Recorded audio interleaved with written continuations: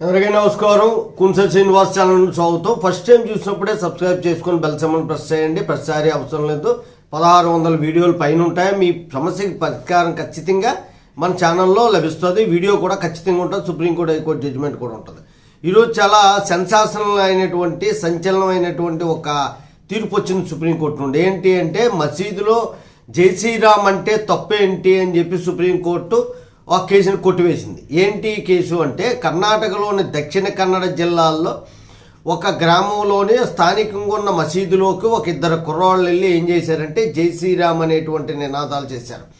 జై శ్రీరామ్ అని నినాదాలు చేస్తే వాళ్ళిద్దరిని పట్టుకొని పోలీస్ కంప్లైంట్ ఇచ్చారు. పోలీసులు వాళ్ళ మీద 295 క్లాజ్ ఏ ప్రకారం, అలాగే 447 ట్రాస్పాస్ అంటారు, ముందుదేమో మతపరమైన దౌర్జన్యం అని అంటారు, అలాగే 506 బెదిరింపులు, ఈ 3 సెక్షన్ల కింద అరెస్ట్ చేయడం జరిగితే అక్కడ యువకులు ఇద్దరూ కలిపి హైకోర్టులో క్వాష్ పిటిషన్ దాఖలు చేశారు. కోర్టు విచారణ చేసి మసీదులో జై శ్రీరామ్ అంటే తప్పే ఉంది అంటూ హైకోర్టు కూడా చెప్పింది. హైకోర్టు ఈ కేసును కొట్టివేసి మీరు ఎలా గుర్తించారు వాళ్ళిద్దరూ జై శ్రీరామ్ అన్న దానికి మీ దగ్గర ఉన్నటువంటి ఆధారాలేంటి?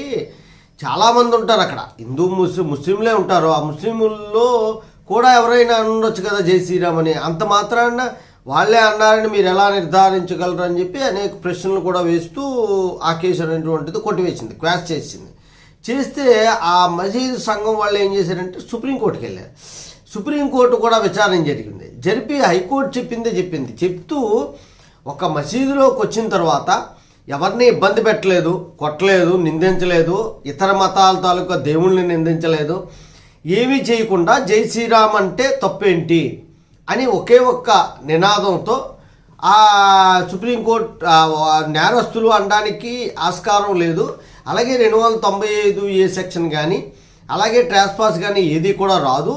ఎందుకంటే అది మత విద్వాంసాలు ఏమీ చెలరేగలేదు. అక్కడ ఓన్లీ జై శ్రీరామ్ అన్నారు తప్ప ఇంకేమీ అనలేదు. కాబట్టి అది తప్పు కాదని సుప్రీంకోర్టు కూడా కొట్టివేసింది. ఇది అక్కడ ఏంటంటే జస్టిస్ హైకోర్టు క్వాష్ చేసిన జడ్జిలు నాగప్పన్ను, ధర్మాసనం ఈ కేసును కొట్టివేయడం జరిగింది. దాన్నే సుప్రీంకోర్టు కూడా విచారణ చేసి కేసు అనేటువంటిది కొట్టివేయడం జరిగింది ఇద్దరు యువకుల మీదను. ఈ సందర్భంగానే మసీదులో జై శ్రీరామ్ అంటే తప్పేంటి అనే ప్రశ్న కూడా వాళ్ళకేసింది. జై హింద్, భారత మాతా కీ జై.